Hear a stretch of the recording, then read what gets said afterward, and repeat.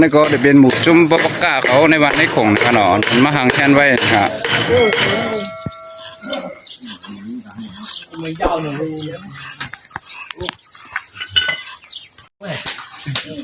วินเข้าหน้านี่ดี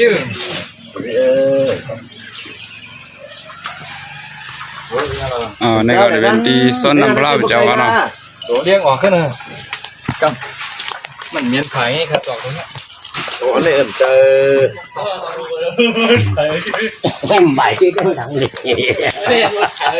นี่ก็ดีเบิร์นเฮ็ดดีดูดีด้านนะครับใบที่ถึงวันสร้างแก่นนะครับเราบนมาเฮ็ดดีลองขมุนข้าวป้องค่ะผมลงเฮ็ดลงนี่ละลงเลยตัวจ้องเราบอกข้าเลยจ้องเราบอกวันนั่งหยอกนั่งเนาะมันเห็นในเนี่ย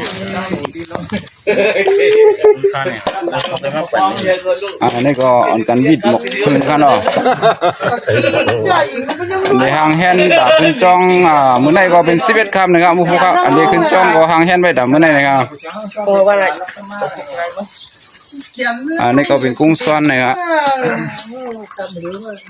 เพราะว่าพลาลงเนี่ยเขาดีลงมาตั้มไปนั่นเองนะ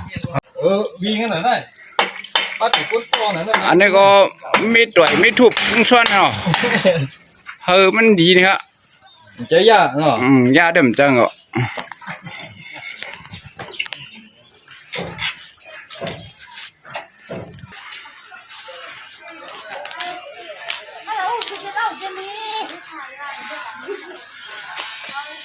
นี่ครับเป็นพี่น้องลอยเขาข้างนอกมากันขมุนเลยครับ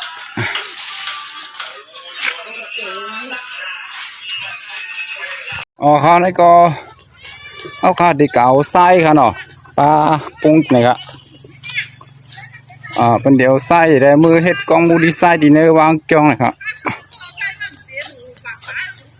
นะครับเปิ้นอ่อนกันเก่ามาไว้ในข้างเผาข้างมันเลยครับเนาะ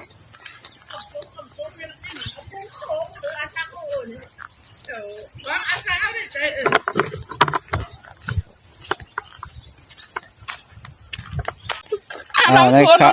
วันนั้นกันก็เอาทรายมาค่ะเนาะดีมือไว้ในวางแก้วเม็ดกองมูดีทรายเหนือพุกนะครับ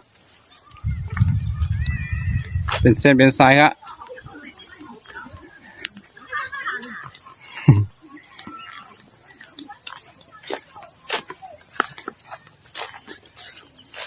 กะละมาค่ะนายใช่มาค่ะเอามือไว้ที่ในจ้องค่ะเนาะค่ะเอามือไว้ในจ้องค่ะค่ะยินดีครับ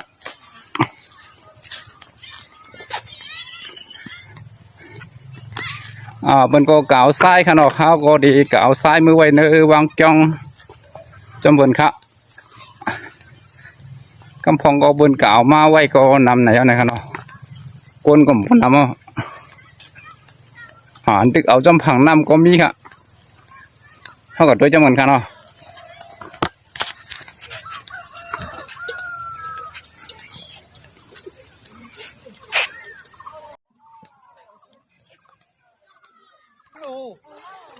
อันนี้ครับว่ามาเอาไส้นี่ก็เป็นอะไรมาปาบดังขมุนนี่หมอกเต้นนี่จักจ่านะครับเนาะมาย้อนเอาดีเจ้าน้ำเจ้าลิ้นนี่ครับว่าเขาเดี๋ยวมือหลุมมือด้านนี่ก็มันจะเป็นข้อนดีนี่ครับเนาะเพราะเขาเดี๋ยวมาเอาหลายๆนี่ผมย้อนเจ้าน้ำเจ้าลิ้นนี่ก็เต็มป้อลิ้นนั่นขนาดเนาะเขาก็เดี๋ยวมาเอาไส้ค่ะเนี่ยอันนั้นป้าปรุงมาค่ะก็เอาดีกะหาด้วยไส้เดียนมอกๆนะครับเนาะแต่ที่เฮ็ดก็มีไส้ไหนมันดีง่ายครับเพราะไส้มันแก้มเนี่ยมันตีเฮ็ดหยาบนี่ครับเหมือนปลาก็ในขนาดปลาเจืองค่ะเนี่ย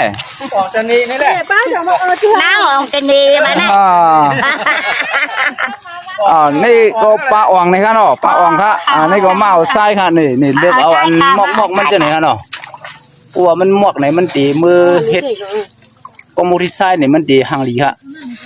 มือกวางในกวางเพราะว่าเอาไว้วันจะไหนกันเนาะเพราะว่ามึงเลี้ยงมาเจ้าเนี่ยก็เดี๋ยวอ่อนกันมาเฮ็ดกองมูที่ไส้ปักจักจ่ายก็ขึ้นเกี้ยงหลุดด้านหยัดน้ำเลยครับ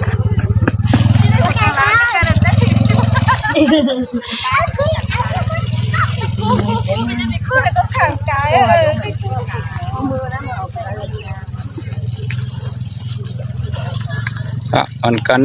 ไหลมาเนาะมาเอาทรายครับวันลอยกองคำก็มาเนี่ยครับ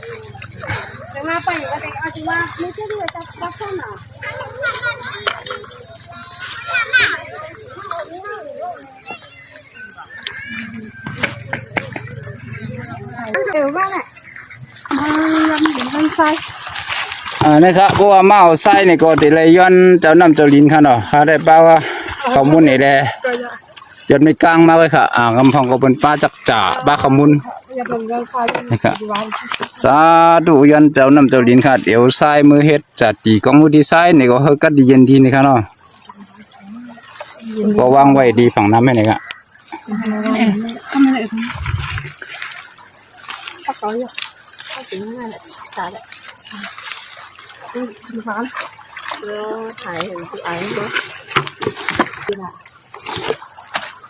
ใช่กี่อ่ะกว่าผมมาเสริมนี่ไว้เนาะถึงเลยปั้นน้ำมันง่ายๆจริงจังฮะมันง่ายๆเราก็ร้อยเนี่ยเอาตรงนี้ก็ไงเนี่ยว่าเป็นไงว่ามัดตั้งนั่นมันหยัดนะลูก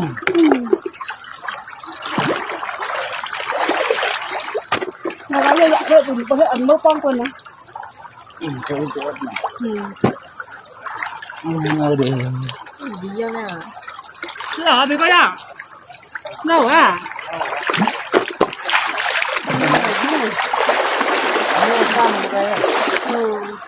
mình đâu cái này vậy nó cái này là hả như nào cái nướng nữa thế nào đúng rồi đó đúng không bao giờ cái chỉ bên nào cái chỉ được cái này đúng thì cái này gì hết là đây hết này mình này hết này này không có bóc con nào nọ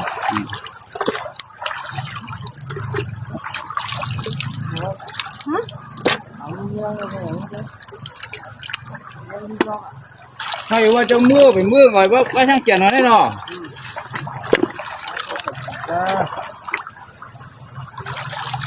tiếp qua gần hẳn nữa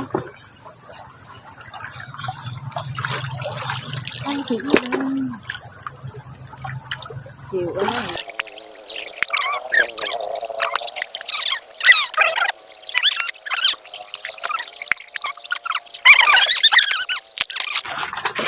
แล้วปุ้งก็เตรียมหนักความดีนักทิ้มน้ำเป็นcũng cắn nó phải cóต้องเนาะcòn bên ta cũng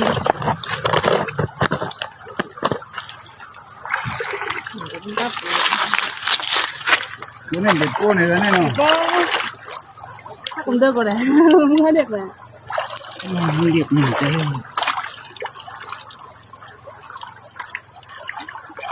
mới ha ra cả một hạt quá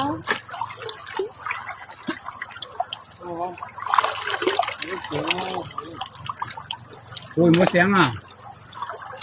lúc cũng trong xí à cái nào cam á có cái gì không có rồi cái con này chứ mới dùng lâu nhưng có miếng mà mẹ nhiều quá con nhớ là nhẹ không chỉ cái kia vậy cái chẻo ra cái gì นี่ก็คือมาเอาทรายนะครับเพื่อจะเอาไปทำเจดีย์ทรายในวัดครับ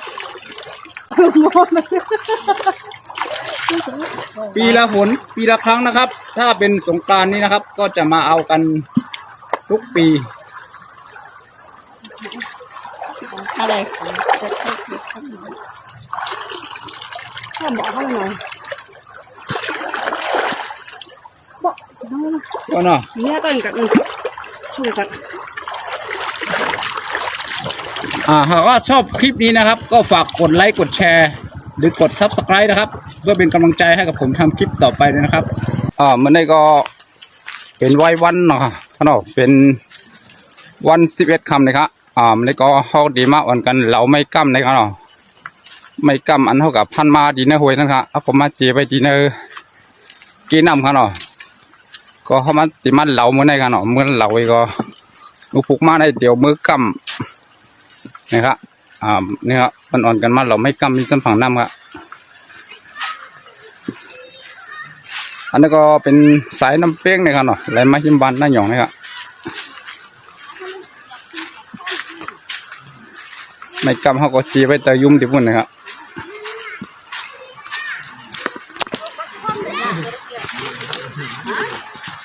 ในคาเบินอ่อนกันมาเราไม่กำกันครับเนาะไว้วันเห็นนะครับเป็นวันเลือนลอง12 คำ11 คำนะครับเนาะมือพุกมาเป็น12 คำในก็บนเดียวกันเอาไม่กำในมือกำดีมาเก่าคำนะครับหางแฮนไว้ตาสร้างแก่นนะครับเนาะครบปีละ1 ปอกนะครับ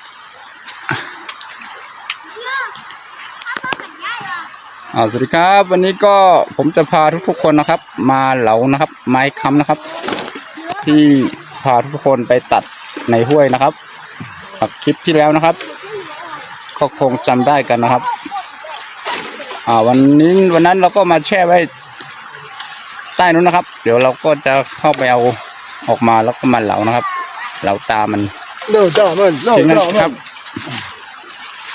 นี่ครับทุกคนนะครับในหมู่บ้านก็จะมาแช่ตามแม่น้ำแถวนี้นะครับ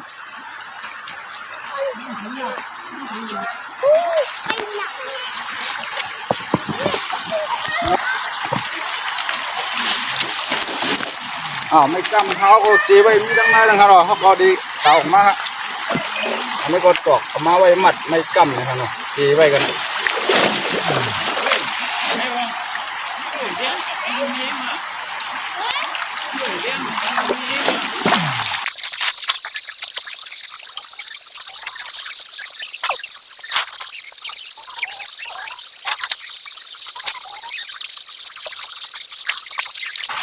ี่ครับไม่กำอันเขาพันมา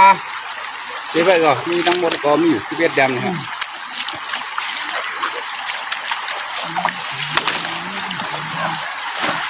อันนี้ก็จะเป็นแผ่น7 กายมันเกิดนะครับเนาะ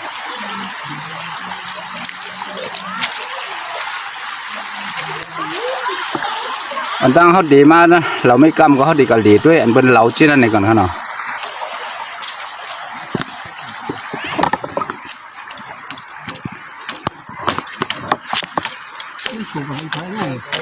นี่ครับกูก็ในขึ้นในวันนายหยองทั้งเสียงครับหรอก็เดียวกันเก่าไม่กั้มครับกูเฮิรนครับ1 เฮิรนมีหลายก็เดียวหลายแหลมเลยครับเนาะเดี๋ยวก็อ่อนกันมาจีไว้จนผังน้ำเลยครับเดี๋ยวมาอ่อนตั้ง6 วันหน่อมาจีไว้กินข้าวกันไหมข้าวได้เพื่อนน่ะขอบคุณครับนะที่อ่อนกันมาขนาดมาไว้วันให้ไหนอ่อนกันมาเราไม่เฮคาได้นะนะครับว่าเราไม่เฮกันนั่นนะฮะสุเข้มแบบบ้านมีไก่เนาะกำพองก็เรากำพองก็ดึกสินถือเป้งๆที่ไหนกันเนาะก็หังแฮนไว้แต่ที่กำปีใหม่สร้างแก่นครบปีละ1 ปอกเลยครับในก็ทุ่งจามไต้ค่ะเนาะอันกันเฮ็ดไว้ในมือละมือก่อนครับก็เดี๋ยวอันกัน10 เฮ็ดกว่าให้ในดีๆครับนะตัวกูหูโย่เลยก็เป็นใต้หนังกันก็ตีหู้เหมือนกันครับเนาะจะอันเจอคือได้ก็เดี่ยมหู้นั่นขนาดเนาะไปไหนไม่จะไปขายนี่ครับไม่ก็จะเป็นไม่เฮ่ครับเนาะมันตีไรเฮ่ตีกังปันเท่าลองอันนำดีนี่ครับเนาะ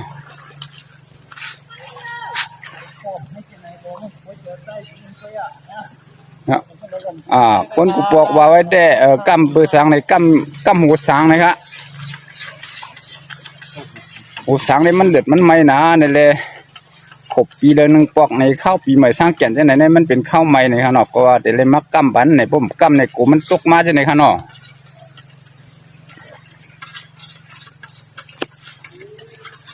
ดนี่ก็คือนะครับคนที่มาเหลาไม้ค้ำนะครับที่ตัดมาจากในป่าแล้วก็มาแช่ไว้ตามแม่น้ำต่างๆนะครับก็มาแช่ไว้ประมาณ6 วันนะครับก่อนถึงสงกรานต์อันนี้ก็เป็นชาวบ้านนะครับในหมู่บ้านของนายหยองของเรานะครับแชมเปญเนี่ยอันนี้ครับบางคนก็แปลกกลับบ้านแล้วนะครับที่เราเสร็จนะครับ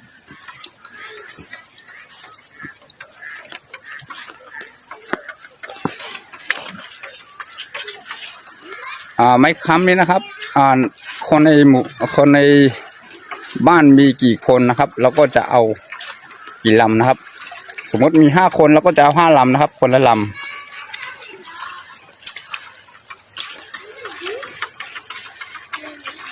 เดี๋ยวพรุ่งนี้เช้าก็จะไปค้ำกันนะครับเดี๋ยวตอนเย็นวันนี้ก็จะไปจัดมัดไม้ต่างๆนะครับที่เป็นของกินขนมที่ทำกันนะครับ ก็จะเอามามัดติดไม้ค้ำหน่อกล้วยใบอ้อยนะครับเดี๋ยวตอนเย็นเรามาดูกันอีกทีหนึ่งนะครับส่วนนี้ก็เป็นไม้ค้ำของผมเองนะครับมาวางไว้ตรงนี้นะครับเดี๋ยวก็จะเหลากัน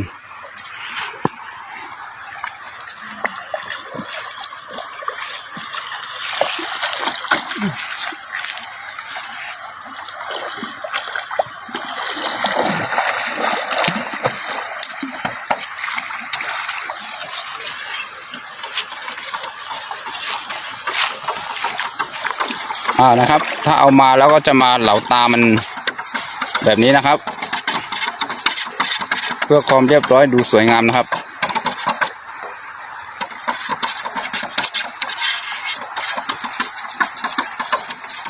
มีแต่ยาใส่เนาะวันเมื่อนี้ก็มาเหลาไม่กั้มกันครับเนาะกูก็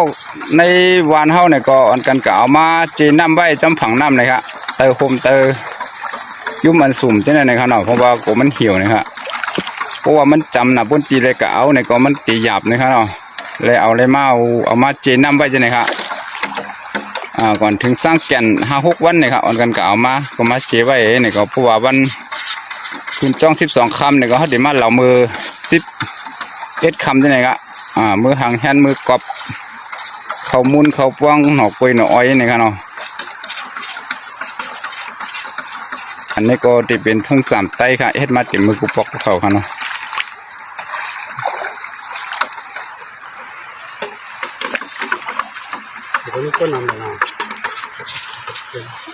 ไม่กำเนี่ยเอามาหลายเหลี่ยมค่ะนะ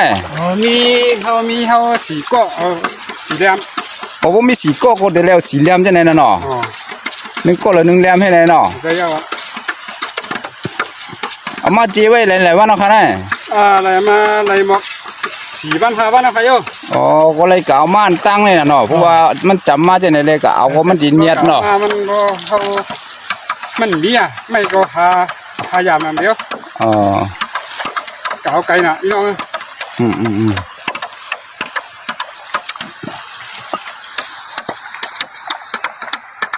ไม่กำได้เลยก็เอาไกลอยู่ข้างในไกลเขาไกลมาไกลอ่ะเพื่อถึงมาหน่อยเพราะว่ามีคนออกมาขายคารุดเป็นขายเหลี่ยมเกิดข้างในใครมาเหลี่ยมเหี่ยวใครโยเหลี่ยมเหี่ยงกุ๊กก้าวข้างนอกเพราะว่ามันเก่าไกลในข้างนอกว่ามันได้บาเลยไข่กะมันได้เข้าคุยเขาตั้งยังไงข้างนอก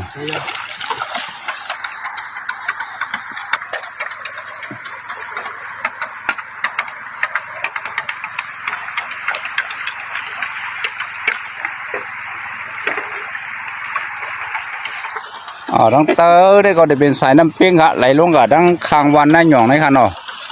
ดังในก็ได้เป็นวันน้าหย่องนะครับเดี๋ยวมีจนไม่ป้อไม่ปกแวงหอบไปดังเหรียญวันนะครับเนาะเพราะว่าด้วยเขาก็ได้หันครับผมเขาว่าทั้งนั้นมันดังตกวันนะครับเนี่ยเดี๋ยวมีสายน้ำเปี้ยงครับไหลลงมาดังไหนครับลง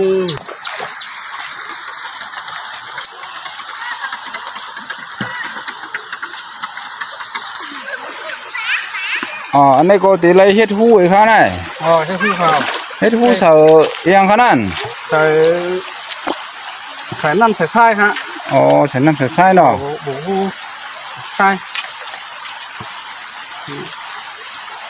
เฮ็ดไรหู้1 บวกอะไร1 หู้ฮะ1 เหลี่ยมแล้ว1 หู้ใส่น้ำใส่ทรายเนาะจะได้เฮ็ดกูเหลี่ยมขนาดเนาะก็1 บวกเลย2 หู้ตัวถ้าเข้าด้วยเนาะเข้านะดีเลยวักคู่ให้หน่อยครับไม่กำเลยครับเนาะจะก็ดีเลยวักใส่น้ำใส่ทรายให้หน่อยครับเนาะน้ำทรายนี่ก็ดีป่องมันก็ดีแค่ว่ากัดดีเย็นดีเนี่ยครับเนาะ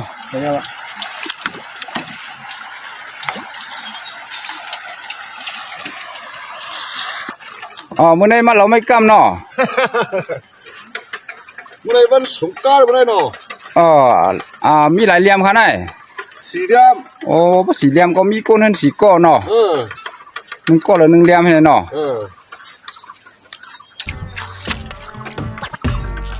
นี่ครับออนกันมาเราไม่กำกันค่ะเนาะตั้งอันตึกมาก็มีอันมือก็มีนะครับ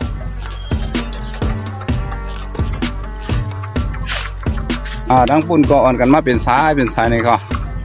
เขาวันก้องค่ำนะครับเดี๋ยวอ่อนกันมาเอาไส้และมือไว้ดีจ้องขนาดนั่นเนาะเดี๋ยวมือเฮ็ดกองมูดีไซน์นะครับมาเอาน้ำเอาไส้นะครับ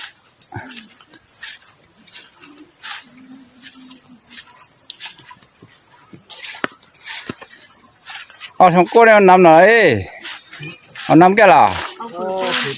เอาผู้เพื่อน ได้ในอะไรก็กูบีเป็นปัญหาได้จ้ะ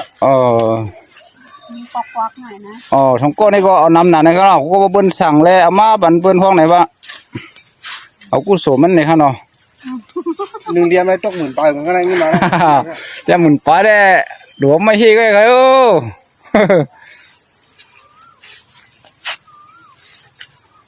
น้องบุญก็จะเป็นหมูจุ่มวันลอยกองค่ำนะครับอ่อนกันมาเอาไส้เดี๋ยวมาเฮ็ดกองมูที่ไส้เนื้อวัดเนื้อจ้องมือผูกนี่ครับเนาะมือผูกมาก็จะเป็นวันขึ้นจ้องลองหมอกเป็นวันสร้างแก่นนะครับ ตั้งไฟค่อยจุดกว้างเข้าทันเลยว่ะตรงกับตั้งนั้นเลยอะไรว่ามันในเงียบในวางกันวางหาโค้เดี๋ยวก็ยุ่งมันหูกล้ามตัวมาบ้านนั่นอ่ะตัวหูกล้ามใกล้นั่น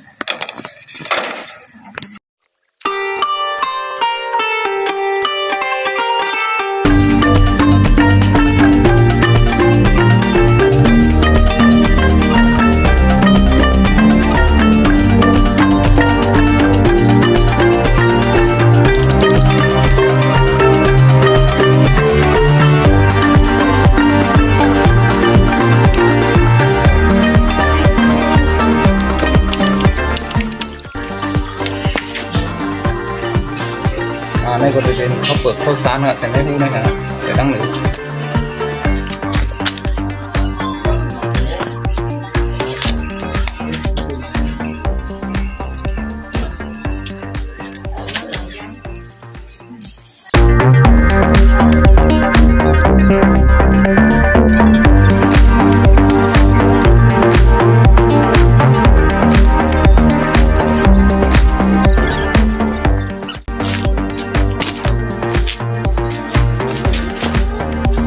ตอนนี้ก็ได้ใส่น้ำเนี่ย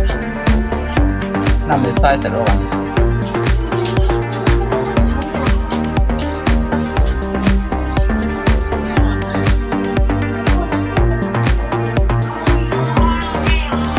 อันนี้ก็เป็นไส้ครับ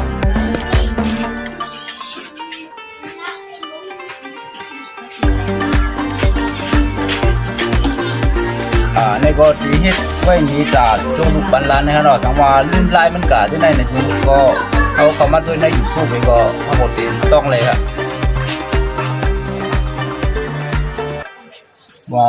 คนใช้สั่งหลายพื้นที่หลายๆนะครับ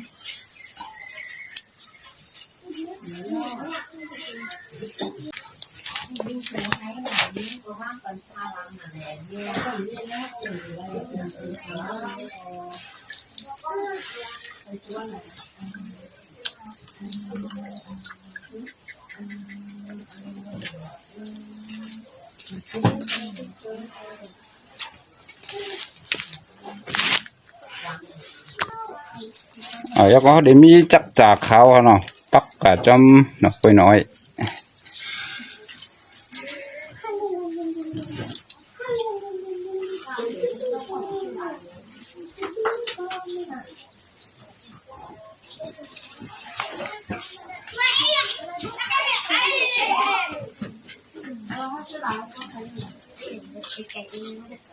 ไอ้ไก่เย็ดแม่งไอ้สัตว์งงไอ้สัตว์งงผู้ชายเพราะว่าเขาเฮ็ดเสิร์ฟไว้จนในมื้อเราเนี่ยก็เขาดีเตรียมกระถามันนี่แหละติดไว้ตั้งเหนืออันนี้ครับแล้วก็น้ำมาเผาน้ำมามันชื่อเสียงเผาชื่อเสียงมันนะครับเนาะพวกเลี้ยง พอเห็นไหนยาวก็เรียบร้อยครับ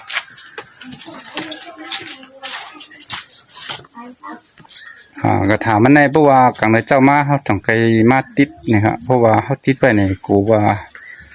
มันเดี๋ยวย้ำน้ำกูมันตกเป็ดนี่ครับเนาะอันนี้ก็ห่างเว้นห่างแค่ไว้มือคำให้ไหนก็บอกกังเลยเจ้ามามือผูกมาสีม่วงไหนก็เดี๋ยวเอากะกั้มกะตีมากะหัวค่ำครับเนาะมาเขาใหญ่ภูมิศักดิ์เลยดูจะไงนี่ก็จะเป็น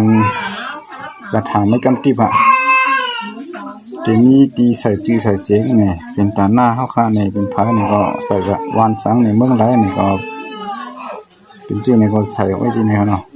อันนี้ก็ติดกับเลยกับติดไว้ดีไม่กำหนึ่งวางเลยหนึ่งยำเนี่ยครับจื้อผัดจื้อไม่ก็เตรียมใส่เนี่ยก็ตาหน้าผัดตาหน้ามันเลยครับก็ไม่กำติบเนี่ยก็เนาะว่าเอาหังมักกรอบหลายๆนี่เขาก็เฮ็ดนี่ยาวกับตัวลิงงามเขาเนาะสังเกตว่าถูกใจเลยใจคลิปวิดีโออันนี้เขาเลยลงไว้ที่ในช่อง YouTube นะครับวันหน้าหยองนะครับเนาะสังว่าถูกใจเลยใจคลิปวิดีโอในนี่ก็จอยติ๊กไลค์ติ๊กแชร์อันนั้นก็จอย Subscribe ติดตามปันแห้งข่าวอะไรอยู่ครับเนาะที่ในช่อง YouTube วันหน้าหยองนะครับคลิปวิดีโอนี่ก็เขาได้สุดยอดกว่าที่นี่ครับเนาะสังว่าเข้านาในเฮาจ่องไปขึ้นมาแยกกันใหม่ครับในสินค้า